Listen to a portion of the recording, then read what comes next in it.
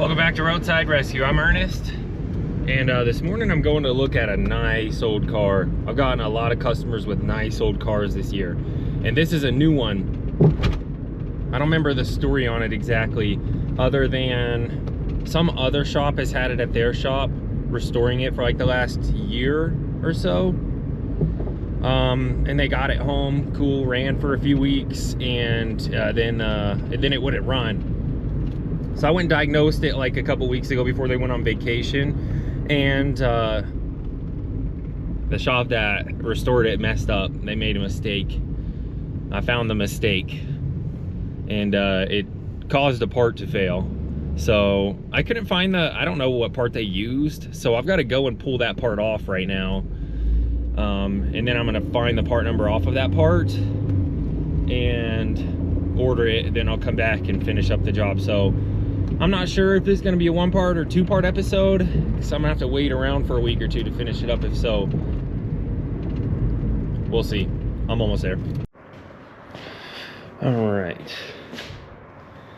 Could somebody tell me what year that is? I think it's like a 76. It's nice. I'll tell you what's wrong with it. Trying to keep their garage out of it. Okay. Super nice. Look at this nice new seat. Everything that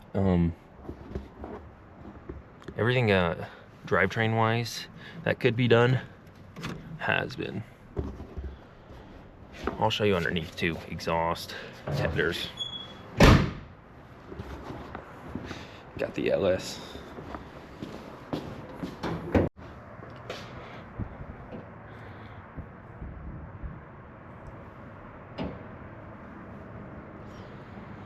So we've got a fuel pressure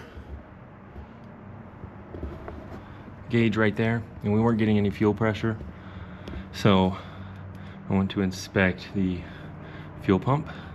That's when I found the issue. Oop. All right. So I don't think they did a bad job, other than what they messed up. Everything looks good, and lines and fittings.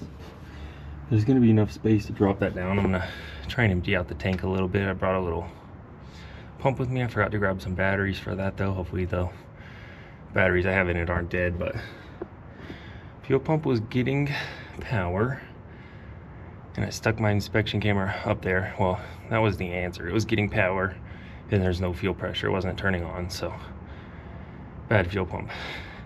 But when I stuck my inspection camera up there, I could see that one of the nuts were loose. They didn't tighten it up. So that's why it burned out 100%. So let's drain this and drop it. It doesn't look like it's gonna be too hard. We just gotta get that pump out so I can find the right replacement. I looked them up online, but I didn't see one that looked like it had the same outlets. So I think it'll have a part number on it. Looks like they forgot a few hose clamps there too, but I can put those on. We need one of these fuel little doors too, flaps. It's got some fuel, but not much at all, so I don't think I'm gonna drain that. I'll just try and drop it and lower it down by hand. That should be like 40 pounds at most, like a couple gallons in there. I can't even get my, I guess if it was all the way full, it'd be up into the fill neck a little too, huh? Yeah, that's definitely gonna overflow without those hose clamps. I'll get those on there. Some really wide tires. The rear end's been rebuilt. Suspension's been redone. There's those high flow exhaust, 2 and 2 with a little H pipe back there. We'll look at that oil pan. How long do you think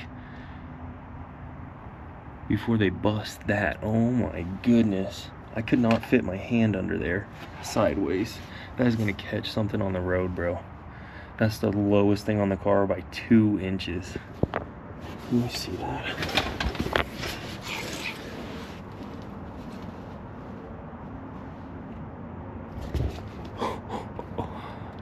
crazy.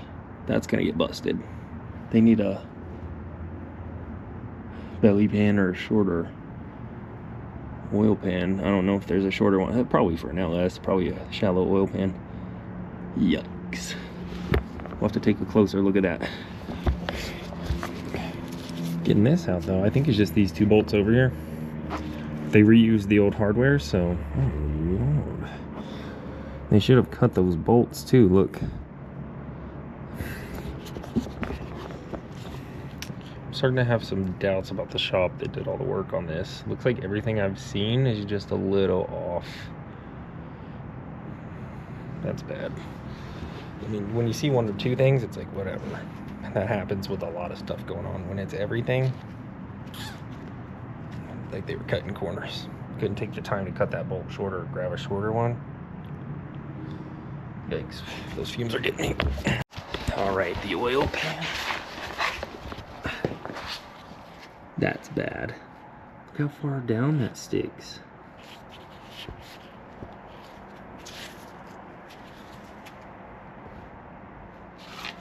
That's crazy. Here's the thing. You're gonna have to pull the motor to replace the pan. Put a shorter pan on. I have a feeling they noticed that when they dropped it in and were like, just like that bolt back there, I'm not taking that out to fix it. We're just gonna leave it as it is.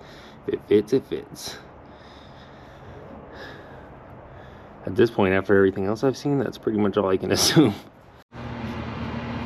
Yeah, that's pretty crazy to hold a fuel tank on a bolt that long. It's pretty wonky, very ridiculous. Let's go one time at a side. Why am I doing that? All day long I've been mixing up my words. One time at a side. One side at a time. See how easy this is to get off. That's what I was afraid of when I saw that screw. That was gonna be too long also. Of course it is. It was kind of stuck in there with some tape, so I was laying underneath it, supporting it, which I didn't need to. There's like a gallon in there. Or two, like I said. And then it popped off that tape.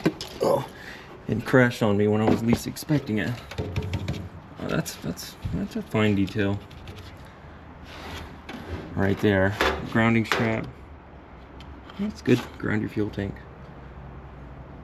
Just some stickers. Anyways, here's the fuel pump. And where's that loose one I saw?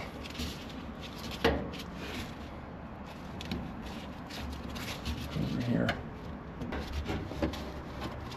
There's your loose wire.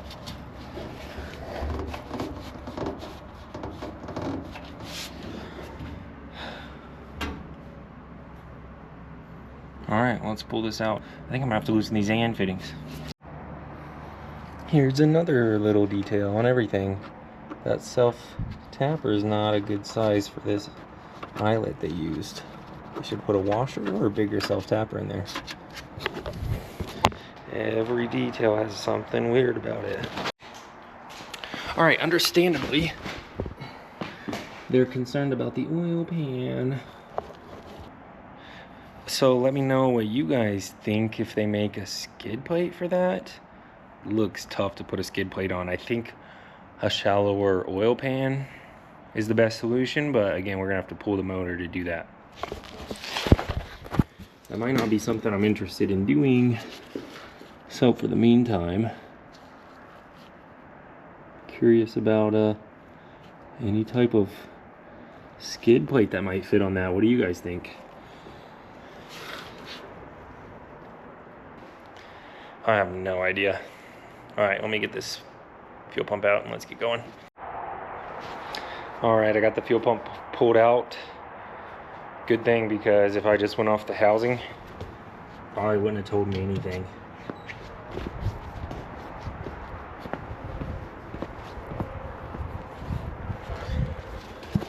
Because they just replaced the little fuel pump inside of it. They even reused the old plastic lines that I can't stand. I'll use some real rubber fuel ones on that. Yeah, just a cheap little internal pump. So luckily I didn't mess up any wires or anything or that housing, because I'm just gonna reuse them. And that's it. Let's get out of here. I'll probably just see you back with this thing and week or so. I don't know. We'll find out. All right, I made it back with the CAMARO. So I've got the new fuel pump here and a filter for it. And I brought a few gallons of gas, a couple gallons just in case. So I'm gonna put that new pump in and drop it in.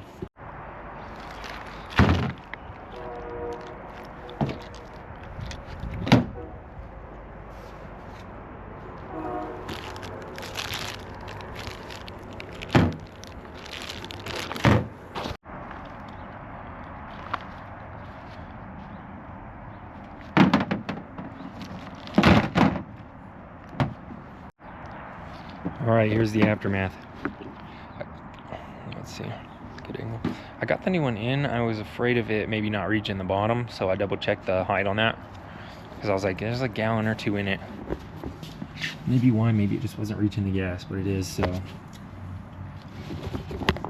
because my concern there was maybe they cut the connector too short or something, and I was just gonna have to extend the wires on it possibly, but that wasn't the issue. It wouldn't have been a big problem either way because the new pump came with a connector, so I could have easily just wired that in. Alright, I got this all tightened back up. Time to slide it in. I also had the battery with me, took it to get charged. It took a charge just fine, so it's back in there. I didn't even look to see how old it was, but these Optimas are usually pretty good batteries. I don't see a date on it though. There it is. It's about 3 years old. I was real worried about this AN line.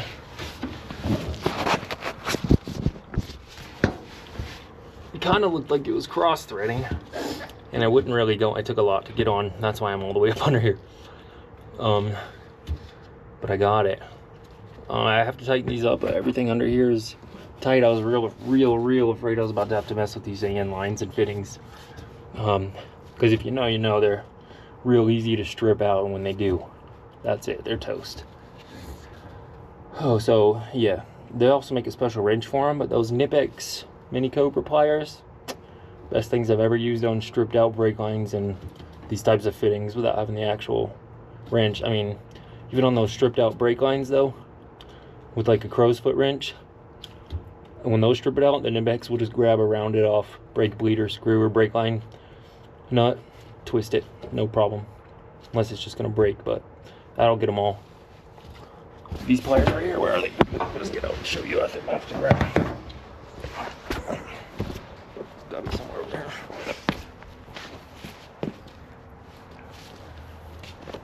They're probably under that tank. All right, here's those pliers.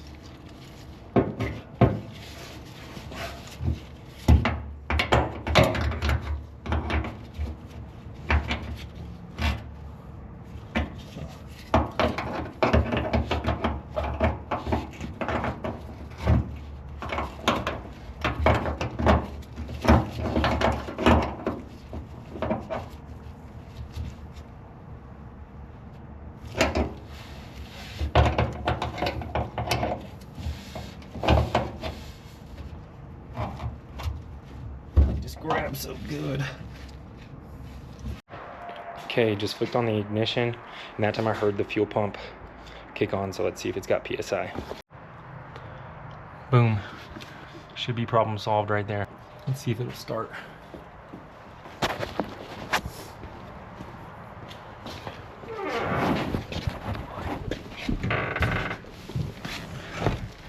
It's got a clutch.